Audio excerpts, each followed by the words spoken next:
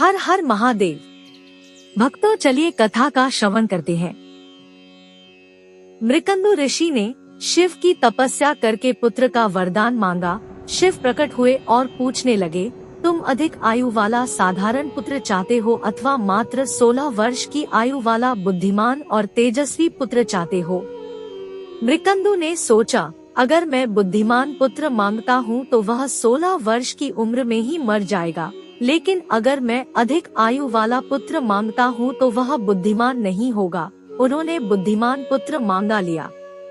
कुछ ही दिनों में उनकी पत्नी ने एक पुत्र को जन्म दिया जिसका नाम उन्होंने मार्कंडेय रखा।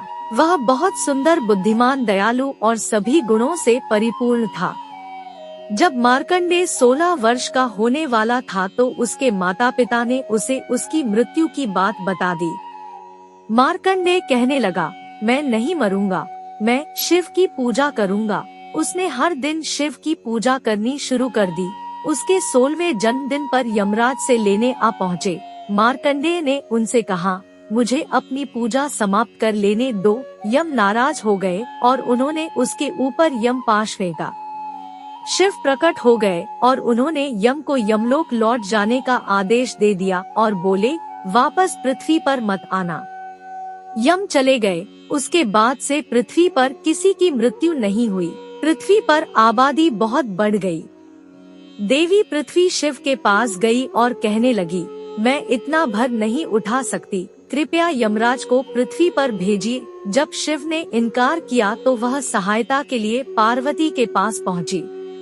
पार्वती ने भी शिव से अनुरोध किया तो शिव बोले, यमराज ने मेरे भक्तों का अपमान किया था। पार्वती ने कहा, किंतु आपने ही तो कहा था कि मार्कंडेय 16 वर्ष से अधिक नहीं जिएगा, इसीलिए यमराज उसे लेने गए थे। शिव निरुत्तर हो गए। इस पर पार्वती बोली, शायद आपका आशय होगा कि मार्कंडेय सदैव 16 बरस का रहेगा।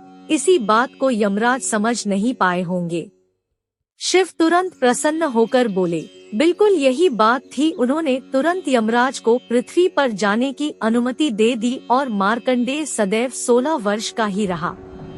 कथा का श्रवण करते वक्त शब्दों की त्रुटि हुई हो तो मुझे क्षमा करें और कमेंट में हर हर महादेव जरूर लिख दें।